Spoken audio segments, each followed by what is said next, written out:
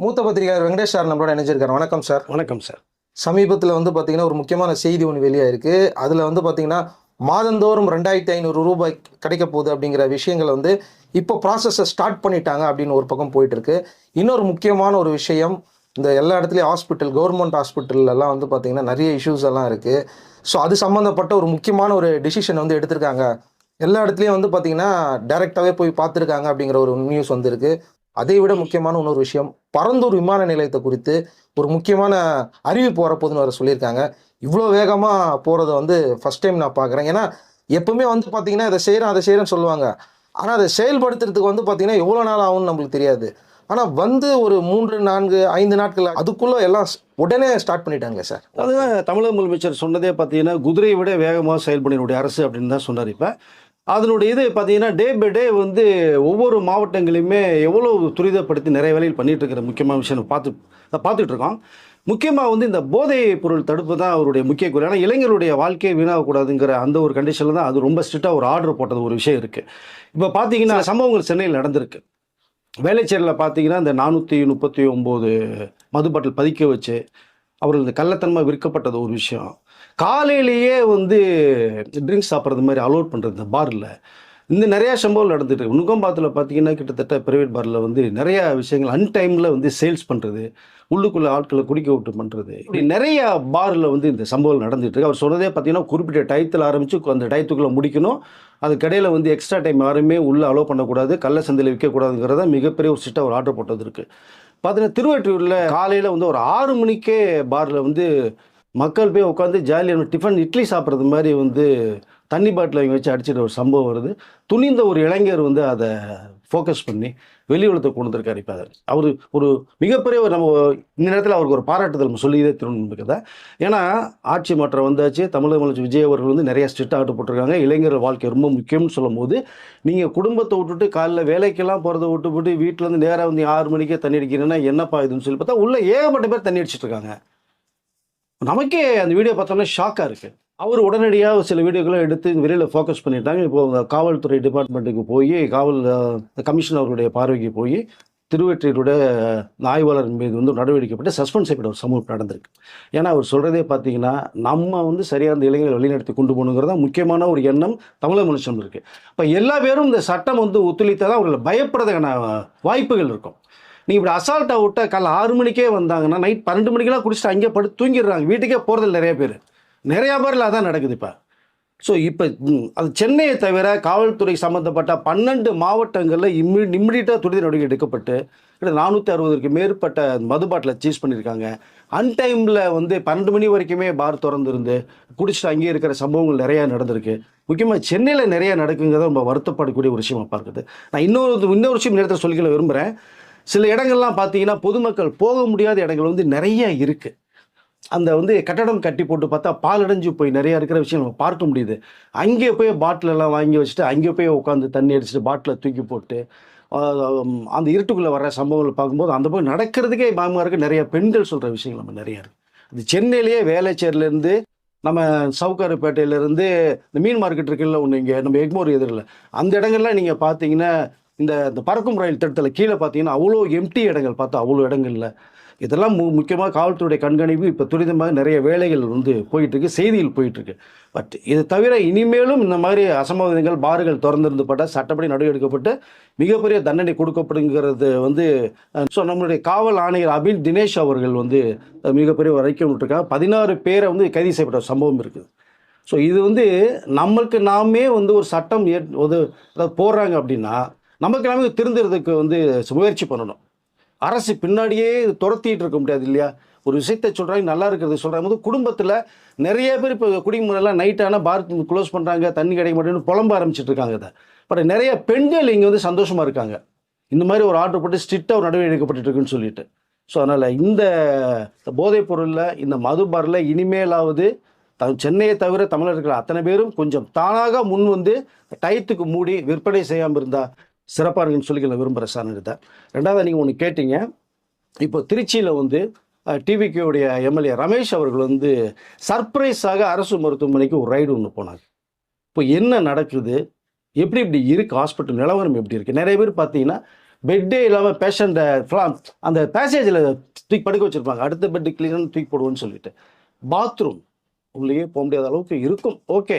But இப்போ அதெல்லாம் இல்லாத அளவுக்கு ரமேஷ் அவர்கள் போய் துரிதமாக முதல்வருடைய நடவடிக்கையின் பேரில் அவருக்கு அறிக்கை வந்து அவர் போயிட்டு இப்போ திருச்சியில் ரமேஷ் அவர்கள் போய் நிறையா வந்து ஹாஸ்பிட்டலில் போய் அந்த உள்ளுக்குள்ள இருக்க டாக்டர்ஸில் மொத்தம் வந்து பேசி பாத்ரூம் டாய்லெட்டை போய் பார்த்துருக்காரு. இந்த மாதிரி இருந்தால் ஒரு பேஷண்ட் எப்படி போக முடியும்?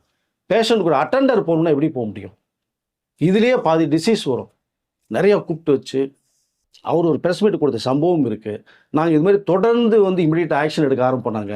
இனிமேல் அரசு மருத்துவமனையும் வந்து தனியார் மருத்துவம் மாதிரி தெளிவாக இருக்கணும். உங்களுக்கு என்ன தேவை எங்ககிட்ட கேளுங்க, நாங்கள் முதல்வர் பார்வையை கொண்டு போகிறோம், உங்களுக்கு வசதியில் ஏற்படுத்தி தரோன்னு சொல்லி ரமேஷ் அவர்கள் இப்போ வந்து இமீடியட் ஆக்ஷன் எடுத்த ஒரு விஷயம் பரபரப்பாக பேசப்பட்டு தொடர்ந்து மற்ற எம்எல்ஏக்களும் ஆஸ்பத்திரிகளில் போயிட்டு இந்த சர்ப்ரைஸாக விசிட்டில் இனிமேல் சொல்லியே போகிற மாதிரி இருக்காங்க. இது தவிர ரெண்டாவது பார்த்தீங்க அப்படின்னா கவர்மெண்ட் ஹாஸ்பிட்டலுங்கிறதே பார்த்தா ஏழைகளுக்காக உருவாக்கப்பட்டது. ப்ரைவேட்டில் நீங்கள் போக முடியாது. போன உடனே 50,000 கட்டுக்கமா, எங்கே போகிறதவங்க ஒரு 1000 2,000 வச்சுக்கிட்டு ஹாஸ்பிட்டல் வர்றாங்க. அங்கே உடனே சரியில்லாமல் ஒரு பார்த்தா எமர்ஜென்சிக்கு போவாங்க, நார்மலாக ஓபிக்கு போவாங்க, நிற்க முடியாது, உட்காரதுக்கு இடம் இருக்காது, சேர் இருக்காது. இந்த பேஷண்ட்டை கூட்டு போய் நிற்க வச்சா அந்த வீல் சேர் ஒன்று இருக்கும், ரொம்ப முடியாத அளவுக்கு இதை ஸ்ட்ரெச்சரில் வச்சு கொண்டு போவாங்க. இந்த வீல் சேருக்கும் ஸ்ட்ரெச்சரில் வச்சு கொண்டு போகிறதுக்கே பார்த்தீங்கன்னா அங்கே இருக்கிற அட்டெண்டர்ஸ் வந்து பணம் கொடுத்தா தான் வீல் சேரை கொண்டு வந்து உட்கார தள்ளிட்டு போகிறாங்க, ஸ்ட்ரெச்சரில் வச்சு கொண்டு போகிறாங்க. பணம் இல்லைங்கிறத வச்சு அப்படி நிப்பாட்டி வச்சுட்டு அதான் இங்கே தான் டாக்டர்ஸ் இருப்பாங்க வாங்கன்னு சொல்லிட்டு போயிடுறாங்க சார். இதை நிறைய நானே நேரில் பார்த்துருக்கேன் பல கவர்மெண்ட் ஹாஸ்பிட்டலில். ஸோ இது வந்து ஏழைகள் வர்றதே வந்து நோய் குணப்படுத்திட்டு போகிறதுக்கு அவங்களே கடன் வாங்கிட்டு வர்றாங்க. அந்த நேரத்தில் வந்து காசு கொடுத்தா தான் வீல் சேரில் கூட்டு போய் ஸ்ட்ரெச்சரில் கூட்டு கொண்டே இந்த வார்டில் கொண்டு நான் போய் போடுவேன்னா உங்களுக்கு கவர்மெண்ட் சம்பளம் தருது இல்லையா? கவர்மெண்ட்டு ஸ்டாஃப் நீங்கள் அங்கே ஒர்க் பண்ணுறவங்க ஒரு நோயாளி உங்களை நம்பி வர்றாங்கன்னா நீ அந்த காசை வாங்கி என்ன பண்ண போகிறீங்க? 50 ரூபா 100 ரூபாய் என்ன பண்ண போகிறீங்கன்னு எனக்கு தெரியல. எனக்கு அவர் கடன் வாங்கி வேறு வழி இல்லாமல் கொடுத்துட்ருக்காங்க. பட் இது தவிர டிஸ்சார்ஜ் பண்ணிட்டு போகும்போது பார்த்தீங்க அப்படின்னா அவர்களை கூட்டு போய் வீல் சேரில் ஸ்ட்ரெச்சர்லேயே கொண்டு வச்சு வெளியில் வரை கொண்டு வந்து விட்டுட்டு போகிறதுக்கான ஒரு சூழ்நிலை வரும்போது அதற்கும் காசு தர முடியாத சூழ்நிலை இருப்பாங்க. பக்கத்து வீட்டில் பழகிருப்பாங்க தெரியுமா உங்களுக்கு, நாங்கள் போயிட்டு வர்றோன்னா அவங்க காஃபி பால் கொடுப்பாங்க, அவங்ககிட்ட ஒரு 100-200 வாங்கிட்டு போகக்கூடிய சூழ்நிலையும் நம்ம கேள்விப்பட்டிருக்கோம், பார்த்துருக்கோம். ஸோ இந்த சம்பவங்கள் எல்லாம் அந்த அரசு மருத்துவம் நடக்கக்கூடாதுங்கிறது முதல்வருடைய மிகப்பெரிய ஒரு கட்டளை. அதன் பிறகு வந்து இப்போ ஃபஸ்ட்டு வந்து திருச்சி எம்எல்ஏ ரமேஷ் அவர்கள் மிகப்பெரிய ஒரு ஆக்ஷன் எடுத்திருக்காங்க. உண்மையிலே வரவேற்கத்தக்க விஷயமாக நான் பார்க்குறேன். இது தவிர இன்னும் ஒரு சிறப்பான ஒரு விஷயம், இளைஞர்களுடைய வாழ்க்கை படித்தவர்கள் எம்ப்ளாய்மெண்ட்டில் பதிவு பண்ணுவதற்கு ஒரு உதவித்தொகை தர மாதிரி விஷயத்தை வந்து சொல்லியிருக்காங்க. வேலை இல்லாமல் கஷ்டப்படுறவர்கள் அவங்களுக்கு வேலையை உருவாக்கி தரணும். ஸோ அப்படிங்கும்போது கவர்மெண்ட் வேலைக்கு வந்து ஒரு பக்கம் அதுக்கு வேண்டிய வேலை எக்ஸாமு போக்குவரத்து இளைஞர்களுக்கு வாய்ப்பு வருதுன்னா இது தவிர வேறு கம்பெனிஸ் ப்ரைவேட் கம்பெனிஸு வெளிநாட்டிலேருந்து நிறைய பேர் முதலீடு பண்ணி இன்வெஸ்ட்மெண்ட் பண்ணி நம்ம தமிழ்நாட்டில் முதலீடு பண்ணி ஒரு ஃபேக்டரி அமைக்க நிறைய விஷயங்கள் இருக்குது. அது சம்பந்தமாக முதல்வர் விஜய் அவர்கள் வந்து இப்போது வெளிநாட்டிலிருந்து வந்து தொழில் செய்பவர்களை கூப்பிட்டு வச்சு ஒரு மீட்டிங் பண்ண ஒரு விஷயம் இருக்குது. அதன் மூலமாக நிறைய பேர் ஃபேக்டரிஸ் ஆரம்பித்ததுன்னா படித்த இளைஞர்கள் நிறைய பேருக்கு வேலை வாய்ப்பு வரும் உங்களுக்கு. அது சம்மந்தமான ஒரு விஷயத்தை வந்து இப்போ நம்மளுடைய தமிழக முதல்வர் எடுத்துகிட்டு இருக்காங்க. இது இளைஞர்களுக்கு வந்து மிகப்பெரிய சந்தோஷமான செய்தியாக இருக்கும் தான் நான் சொல்லிக்கல விரும்புகிறேன். ஒன்று கேட்டிங்க, இந்த பரந்தூர் விமான நிலையத்தை பற்றி சொன்னீங்க. ஏற்கனவே வந்து முதலமைச்சர் அவர்கள் வந்து பரந்தூர் மாநிலத்தில் தான் பரப்புரை நிகழ்ச்சி மக்கள் மத்தியில் போய் காரசாரமாக பேசின ஒரு சம்பவம் இருக்குது. அவருடைய வீடியோ நீங்கள் பார்த்தா தெரியும். அப்போது ஏர்போர்ட் வந்து இந்த இடத்துல வரணுங்கிற அளவுக்கு வந்து சென்ட்ரல் கவர்மெண்ட் சொல்லப்படாத ஒரு தகவல். பட் எங்கே உங்களுக்கு ஸ்பேஸ் இருக்குது, எந்த வசதி இருக்கோ நீங்கள் பண்ணிக்கலாங்கிறத தமிழ்நாடுடைய அரசில் கொடுக்கப்பட்ட ஒரு சாய்ஸ். இப்போ பரந்தூர் மக்கள் வந்து எங்களுடைய வாழ்வாதாரமே போய் நிறைய வீடுகள் போய் விவசாய இடம் நிறையா இருக்குது, இங்கே விவசாயிகள் பாதிக்கப்படும். அப்படிங்கும்போது இது வரைக்கும் செயல்பட்ட அந்த வேலைகள் அப்படியே இருக்கட்டும், இனிமேல் வந்து வேலைகள் ஆரம்பிக்காத அளவுக்கு என்னென்ன விஷயங்கள் நம்ம தெரிஞ்சுக்கிட்டு பிளான் பண்ணுவோம் அப்படிங்கிற சொல்லி இது வரைக்கும் யார் யார் இடம் கொடுத்துருக்கா, கொடுக்க முடியாமல் யார் யார்கிட்ட வந்து இடங்கள் வந்து கம்பல்சரியாக வாங்கப்பட்டது, இனிமேல் யார் கொடுக்கறது விருப்பப்படுறாங்க, இந்த விஷயங்கள் எல்லாமே வந்து அதிகாரிகளை கூப்பிட்டு ஒரு விசாரணை பண்ண சொல்லியிருக்காங்க தமிழக முதலமைச்சர். ஏன்னா பரந்தூரில் இன்கேஸ் வந்ததுன்னா நிறைய இடங்கள் போகும், பட் நிறைய அவங்களுடைய வீடுகள் பறி போகும். ஸோ விவசாய இந்த இடங்கள் வந்து சுத்தமாக காலியாகும். விவசாயிகள்லாம் என்ன பண்ண முடியும் நீங்கள்? ஸோ அதை வந்து தமிழக முதல்வர் அங்கே ஏற்கனவே பேசின ஒரு சம்பவம் இருக்குது. இப்போ அதனுடைய வேலைகளில் வந்து நடந்த வரைக்கும் நடந்ததை இருக்கட்டும், இனி மேற்கொண்டு என்னன்றதை அதிகாரிகள் வச்சுட்டு அடுத்த கருத்துக்கு போகிட்டுருங்க. அது ஒரு சிறப்பு விஷயமா நான் பார்க்கப்படுறேன் சார், இந்த பரந்தூர் நிலையத்தை வந்து. அது மாதிரி நிறைய பேர் மேலே கேஸ் எல்லாம் போட்டிருந்தாங்க ஆக்சுவலாக. எஸ் அந்த சம்மந்தப்பட்டவர்கள் ஏன்னா இங்கே போராட்டம் பண்ணாங்க. நிறைய பேர் வந்து இங்கே வந்த எங்களுடைய வாழ்க்கை போயிரும்ன்ற அளவுக்குலாம் பண்ணும்போது தான் நிறைய கைது செய்யப்பட்ட விஷயங்கள்லாம் இருக்குது. சென்ட்ரல் கவர்மெண்ட் கூட என்ன சொல்றாங்கன்னா, பரந்தூர்ல தான் விமான நிலையம் அமைக்கணும்னு சொல்லிட்டு நாங்க வந்து அவங்கள ஃபோர்ஸ் பண்ணல.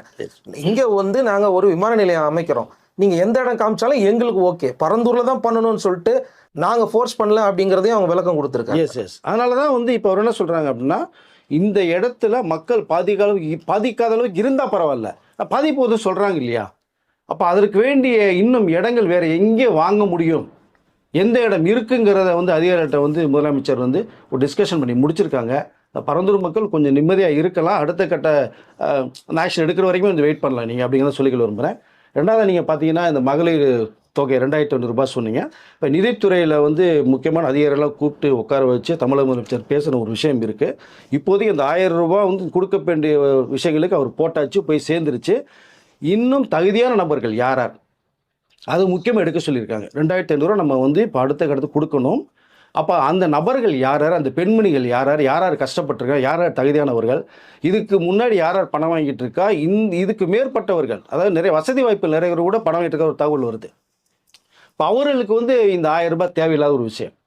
1000 ரூபாய் போகிறதுக்கான பெண்கள் நிறைய பேர் இருக்காங்க. ஸோ அது முக்கியமாக பார்க்கப்படுது. அதனால் அந்த ஆய்வு குழுவை அமைச்சு ஆய்வு பண்ண சொல்லியிருக்காரு தமிழக முதலமைச்சர். அதாவது நிறைய பேர் வந்து பார்த்தீங்கன்னா பெரிய பெரிய வீடெல்லாம் வச்சிருக்காங்க, கார்லாம் நிறைய வச்சிருக்காங்க, அவங்களுக்கெல்லாம் போகுதுன்னு சொல்லிட்டு நம்ம சொல்லலை, நிறைய பேர் குற்றம் சொல்கிறாங்க. சார் நாங்கள் வந்து இன்றைக்கி ரொம்ப மிடில் கிளாஸாக இருக்கோம், எங்களுக்கு சார் வர வேண்டிய போனோம், ஆனால் வந்து எங்களுக்கு வராமல் எங்கள் ஹவுஸ் ஓனருக்கு வந்திருக்கு சார் போனோம், அவங்க எத்தனை வீடு வச்சிருக்காங்க, அவங்களுக்கு எப்படி வந்துச்சுன்னு சொல்லிட்டு இந்த மாதிரி நிறைய குளறுபடிகள்லாம் உள்ளே இருக்குது ஆக்சுவலாக. ஸோ இந்த குளறுபடிகள் ஒன்று இருக்குது. இதற்கு முன்னாடி இந்த வெள்ளம் வந்து பார்த்தீங்களா, ஃப்ளட்டு வந்து இல்லையா, அப்போ 5000 கொடுக்கப்பட்ட சம்பவங்கள் ஒன்று இருக்குது. வெள்ளம் வந்த இடத்துக்கு பாதிக்கப்பட்டவங்களுக்கு 5000 போய் சேரலை. மாடியில் இருக்கிறவங்களுக்கு வெள்ளமே தண்ணியே வராத ஏரியாவுக்குலாம் 5000 போய் வந்துச்சு. இது எப்படிங்கிறத வந்து மக்களுக்கு தெரியும் எல்லாமே. அதனால் அதை போய் டீட்டெயில் எக்ஸ்போஸ் பண்ணுற அவசியம் இல்லைன்னு நினைக்கிறேன். அதே மாதிரி இந்த சம்பவம் நடந்துடக்கூடாதுனால தான் தமிழக முதல்வர் அவர்கள் வந்து இந்த 2500 ரூபாய் கண்டிப்பாக கொடுப்போம், அதுக்கு தகுதியான நபர்களை ஒரு லிஸ்ட்டு கொடுங்கன்னு சொல்லிட்டார். இப்போ அது வந்து சர்ச் பண்ணிகிட்டு இருக்காங்க, இப்போ எடுக்கப்பட்டு இருக்கு. அது முதல்வர் கல்வி போனதுக்கு பிறகு இந்த 2500 ரூபாய் தொகை கண்டிப்பாக மகளிருக்கு வந்து சேரும், கவலையப்பட வேண்டாம். அது மட்டும் இல்லாமல் இவர் வந்து நிறைய கொடுத்துருக்காரு, வாக்குறுதிகள்லாம் கொடுத்துருக்காரு. இவ்வளோ வாக்குறுதிகள் கொடுத்துருக்கேன், இதுக்கு வந்து பார்த்தீங்கன்னா எப்படி நிதி ஒதுக்க முடியும் அப்படிங்கிற ஒரு பெரிய டிஸ்கஷனும் எடுத்திருக்காங்க. ஏன்னா நிறைய வாக்குறுதிகள் பேக் டு பேக் கொடுத்துருக்காருல்ல, அதனால் இப்போ அதை தான் வந்து பார்த்தீங்கன்னா அந்த மீட்டிங் நடந்திருக்கதா சொல்கிறாங்க. அந்த முக்கியமான நிதித்துறையில் ஒரு மீட்டிங் நடந்திருக்கதா சொல்கிறாங்க. ஆமாம், கூப்பிட்டு உட்கார வச்சு ஃபுல்லாக பேசுறதுக்காக. ஏன்னா அந்த முதல்வர் கையில் தான் இருக்குது. அதனால் வந்து நிறைய விஷயங்கள் பேசப்பட்டு மக்களுக்கு என்னென்ன நம்ம தேர்தலில் கொடுக்கப்பட்டோமோ, அது கொடுக்கணும்னு சொல்லப்பட்டதோ அது எல்லாருமே நம்ம விரைவில் கொடுக்கணும். ஏன்னா ஒரு டைம் கேட்டிருக்காரு, அந்த டைம் ரொம்ப எடுத்துக்க மாட்டார். அதற்கு வேண்டிய ஏற்பாடுகள் இப்போ நீங்கள் முதல்வர் வந்து எங்கேயுமே இல்லைங்க. சட்டசபை முடிஞ்சது, அடுத்த சட்டசபை கூட வரைக்குமே காலையில் கரெக்டாக வீட்டில் ஒரு வந்து எனக்கு தெரிந்து பார்த்தீங்கன்னா 8:30க்கெல்லாம் பிறப்பிட்டு இங்கே ஸ்டார்ட் பண்ணிடுறாங்க. 9 மணிக்கெல்லாம் பிறப்பிட்டாரு. இங்கே 9:45 9:50 வந்து அந்த தகவல் இருக்குது உங்களுக்கு. தலைமைச் செயலகத்துக்கு வந்து தலைமைச் செயலகத்துக்கு 10 மணிக்கெல்லாம் அட்டன்ஸ் வந்து கொடுத்துட்றாரு. அவரும் கையெழுத்து போடுறாரு, சாப்பாடு எடுத்துட்டு வந்துடுறாரு, சாப்பிட்றாரு. அப்போ மற்ற எல்லா அதிகாரிகளையுமே வந்து முதல்வர் எந்த நேரத்தில் கூப்பிட்டாலும் நம்ம போகிறதுக்கு எல்லா அதிகாரிகளும் அந்த தலைமைச் செயலகத்தில் உள்ள ஸ்டாஃப்ஸ் அதுமே ரெடியாக இருக்காங்க. அப்போது தலைவன் சரியாக இருந்தால் தொண்டர்கள் சரியாக இருப்பாங்கிறதா ஒரு விஷயம். அது மாதிரி தமிழக முதலமைச்சர் சரியான நேரத்துக்கு வந்து வேலைகள் வந்து ஆரம்பிக்கும் போது மற்ற ஊழியர் எல்லாருமே சரியான முறையில் வேலைகள் சரியாக செய்வாங்க அப்படிங்கிறதுக்கு இப்போ தமிழக முதலமைச்சர் வந்து ஒரு எடுத்துக்காட்டாக இருக்கார். திரும்ப ரெஃபரன்ஸ் வந்து முதல்வன் படம் தானே, சுற்றி நம்ம அங்கே தான் போகும். இருந்தாலும் அதை விட அதை ஸ்பீடாக போயிட்டு இருக்காரு அப்படிங்கிறத நம்ம கண்டிப்பாக உறுதியாக சொல்லிக்கலாம். நிறைய விஷயங்கள் பேசப்பட்டு இருக்காருங்க, அத்தனை அதிகாரிகள் கூட்டி பேசப்பட்டு இருக்காரு. நம்ம ஒரு விஷயம் சொல்லியிருந்தோம்ல சார், முதல்வர் அவர்கள் வந்து இடம் மாறுவதற்கான வாய்ப்புகள் இருக்குங்கிறத நம்ம சொல்லிட்டோம். ஆக்சுவலாக வந்துருச்சு, நம்ம வீடியோ வந்துருச்சு. வந்ததுக்கு அப்புறமா இப்போ பார்த்தீங்கன்னா எல்லா டிவி நியூஸில் அது வந்துட்டு இருக்கு. முதல்வர் வந்து இப்போ வீடு மாற போறாரு அப்படிங்கிற செய்தி வந்திருக்கு அப்படிங்கிறத ஃபர்ஸ்ட் நம்ம சொல்லியிருந்தோம். இப்போ அதுக்கான செய்திகள் இப்போ வெளியே பரவலாக வந்துட்டு இருக்கு. சில முக்கியமான தகவல் நமக்கு வரதுனால நம்ம நேரில் எக்ஸ்க்ளூசிவாக சொல்லணுங்கிற நமக்கு ஒரு ஆசை. நல்ல செய்திகள் நம்ம சொல்லணும், நடுநிலையோட விஷயங்கள் பேசணும், முக்கியமான தகவலை நம்ம பகிர்ந்துக்கணும். ஏன்னா இப்போ தமிழக முதல்வர் வந்து அவர் வீட்டு நீலாங்கரையிலேருந்து பிறப்பிட்டு வர்றதுக்கே பார்த்தீங்கன்னா 17 கிலோமீட்டரு. ஸோ நேற்று வரைக்குமே பார்த்தா அந்த ஒன்வே தான் இருக்கும், மக்களை நிப்பாட்டி வச்சு போன சம்பவங்களை தான் கடந்த எல்லா முதலையும் நம்ம பார்த்துருக்கோம். 2-3 நாளாக தமிழக முதலமைச்சர் விஜய் வர்றதை பார்க்கும்போது அவர் பார்த்தார், ஆக நம்மளால மக்களுக்கு கஷ்டத்தை உருவாக்கக்கூடாது, உடனடியாக கூப்பிட்டு வச்சு போக்குவரத்தை அந்த சரி செய்ய சொன்னாங்க. இப்போ அதே ரோட்டில் பார்த்தீங்கன்னா ஒரு சைடு வந்து பொதுமக்கள் ட்ராவல் பண்ணுறாங்க, பஸ்ஸு காரு பைக்கு போகுது, இன்னொரு சைடு வந்து இந்த தமிழக முதலமைச்சருடைய அந்த கான்வே வந்துட்டு இருக்கு. இது வந்து அதான் மக்கள்கிட்ட போய் நிரந்தரமாக இப்போ உட்காந்துட்டாருங்க மனசில். எல்லாம் கஷ்டத்தை கொடுத்து முதல்ல போகிற வரைக்குமே ஒரு 10 நிமிஷம் முன்னாடி நிப்பாட்டிடுவாங்க. போகிற வரைக்கும் நிற்கிறாங்க. காலை என்ன அவசரத்துக்கு போவோன்னு தெரியாது. ஸ்கூலுக்கு போவாங்க, வேலைக்கு போவாங்க, ஹாஸ்பிட்டலுக்கு போவாங்க. எவ்வளோ பேர் இருக்கும் கஷ்ட நஷ்டங்கள். அதை பார்த்தாரு நம்ம தமிழ் முதல்வர் விஜய் அவர்கள் பார்த்து தனியாக ஒரு லைன் போட்டு அந்த தனியாக ஒரு லைன் 2 லைன் நீங்கள் வந்து சென்டரில் வந்து அந்த ஒரு ரெட்டு ஒரு பைப் மாதிரி ஒன்று இருக்கும், தூக்கி வச்சிருங்க. லெஃப்ட் சைடு மக்கள் போயிட்டு இருக்கட்டும், நான் ஒரு பக்கம் போகிறேன், நான் ஒரு பக்கம் போகிறேன். நான் தான் அவர்கள், அவர்கள் தான் நான். இதுதான் அவர் சொல்கிறதே. இங்கே நான் ஒருத்தர் உட்காந்துருக்கேனே தவிர தமிழக மக்கள் 8 கோடி மக்கள் சார்பாக நான் உட்காந்துருக்கேன். அவர்கள் உட்காந்தது மாதிரி அந்த இடம்ங்கிறத அவர் தெளிவாக சொல்கிறார். அப்போது இந்த ரோட்வே கூட பார்க்கும்போது பார்த்தீங்கன்னா அந்த 17 கிலோமீட்டர் வந்துட்டு போகிறது கிட்டத்தட்ட வந்து 20 மினிட்ஸில் வந்துடலான்னு வச்சுங்க. இருந்தாலும் மக்களுக்கு கஷ்டப்படாமல் இன்னையிலேருந்து அதை ஆக்ஷன் எடுக்க சொல்லியிருக்காரு. இப்போ அதனால தான் நம்ம நேற்று ஒரு சிறப்பு செய்தியை சொன்னோம். போயஸ் கார்டன் வரதுக்கான வாய்ப்புகள் நிறையா இருக்குது. ஒரு தகவல் வந்துட்டு இருக்குன்னு, வந்தால் இன்னும் சிறப்பாக இருக்கும். சிரமத்தில் 17 கிலோமீட்டர் ட்ராவல் பண்ணி வர்றதை விட நியர்பை வந்துட்டால் பெஸ்ட்டாக இருக்கும்போது தான் போயஸ் கார்டனில் வரதுக்கூடிய ஒரு தகவல் வந்துட்டு இருக்கு. அநேகமாக அந்த செய்தி வந்து இன்னும் கொஞ்சம் நமக்கு நிறைய தகவல் வரும்போது நம்ம நேயர்களுக்கு சொல்லுவோம். இன்னொரு செய்தியும் இருக்குது கேரளா மக்களுக்கு. அதாவது நீங்கள் திரைப்படத்தில் பார்த்து விஜய் அவர்களை பார்த்துருப்பீங்க. கேரளாவில் அவருக்கு எந்தளவுக்கு ஒரு மாசு இருக்குன்னு தெரியும். கேரளாவில் இருந்து மக்கள் வந்து இங்கே தேர்தல் பிரச்சாரத்தை கலந்துக்கிட்ட விஷயங்கள் இருக்குது. அவருக்காக அங்கேருந்து வந்து நிறைய உழைத்தவர்கள் நிறைய பேர் இருக்காங்க. இந்த எலெக்ஷனில் நிறைய பேர் வேலை செஞ்சாங்க கேரளாலேருந்து வந்து. எஸ், விரைவில் கேரளா மக்களுக்கு அவருடைய ரசிகர்களுக்கு மிகப்பெரிய ஒரு செய்தியை நம்ம தமிழக முதலமைச்சர் விஜய் அவர்களிருந்து வரப்போகுது. அது என்ன செய்திங்கிற ஓரளவுக்கு நமக்கு தெரியும். இன்னும் கரெக்டாக தெரிஞ்சதுக்கு பிறகு நேயர்களுக்கு சொல்லணும்னு நினைக்கிறேன் சார். கண்டிப்பாக அந்த செய்தி வந்து பார்த்தீங்கன்னா கேரளாவில் இருக்கிறவங்க எல்லாருக்குமே பயங்கரமான ஒரு ஹாப்பினஸ், ரொம்ப ஹாப்பியாக இருக்கும், ரொம்ப சந்தோஷம். இங்கே ஒரு ஜெயிச்சிட்டாருன்னா ஒன்று அங்கே ஒரு பெரிய எல்லாம் ஏகப்பட்ட வண்டியில் வந்து பார்த்தீங்கன்னா டிவிக்கே கொடி எடுத்துக்கிட்டு ஃபுல்லாக ரேலி போக ஆரம்பிச்சிட்டாங்க. நல்லா நினச்சாங்க. இது வந்து வீடியோ பார்த்துட்டு நிறைய பேர் வந்து தமிழ்நாட்டில் எங்கேயோ செலிப்ரேஷன் பண்ணிட்டு இருக்காங்கன்னு பார்த்தா அது தமிழ்நாடு கிடையாது, அது கேரளா. நிறைய பேர் ஷாக் ஆனாங்க, ஏன்னா கேரளாலாம் ஃபுல்லாக செலிப்ரேட் பண்ணிட்டு இருக்காங்கன்னு. அதே மாதிரி வந்து பார்த்தீங்கன்னா தமிழ்நாட்டிலே மிகப்பெரிய விஜயோட கட் அவுட் அவரது வைக்கணும் அப்படின்னு சொல்லிட்டு ஒரு முயற்சி நடந்தது லாஸ்ட் டைமு. ஸோ கேரளாவில் வந்து மிகப்பெரிய ஃபேன்ஸ் அதிகம் விஜய் சாருக்கு.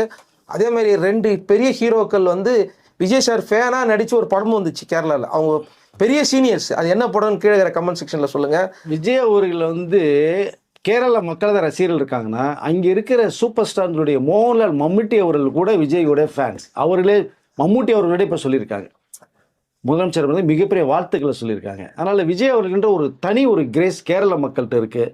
கேரளா இந்த நடிகர்கள் டீமே இருக்குது. கேரளாவில் தான் நீங்கள் ரசிகல் இருக்கான்னு சொல்ல வர்றீங்க. நான் இன்னொன்று சொல்லிக்கிறேன், ஆந்திராவில் ரசிகல் இருக்கான்னு தெரியுமா உங்களுக்கு?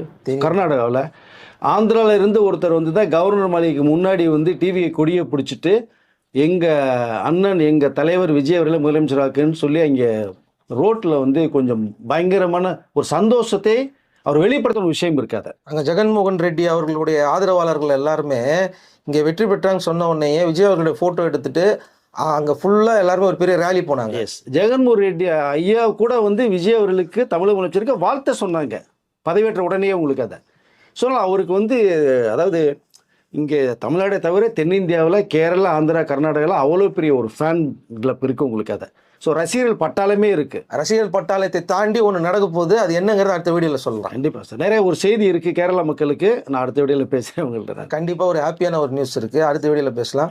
நன்றி சார். மேலும் பல என்னென்ன டெவலப்மெண்ட்ஸ்லாம் இருக்குது அப்படிங்கிறத அடுத்த வீடியோவில் பார்க்கலாம்.